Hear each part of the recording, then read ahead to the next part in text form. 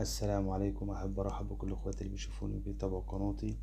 أولا أحب أعتذر عن سوء جودة الفيديو، بس أنا عارف ومتأكد إن إخواتي هيقفوا جنبي ويدعموني ويدعموا قناتي لحد ما أطور من محتواي عشان يوصل لكم بصورة أفضل من كده وصورة أوضح من كده بإذن الله. النهاردة كنت طالع معاكم عشان نتكلم عن مباراة الزمالك والبنك الأهلي. الزمالك للصراحة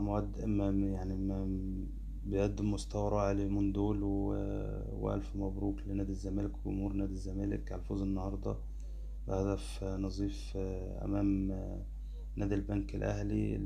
البنك الأهلي الصراحة المقدم مستوى رائع يعني الفترة دي، والهدف كان عن طريق أحمد سيد زيزو، عن طريق ضربة جزاء كان أخدها سامسون أكينيولا لاعب نادي الزمالك اللي مقدم مستوى أكتر من رائع الفترة دي، وكمان ده هو أحرز هدف في مباراة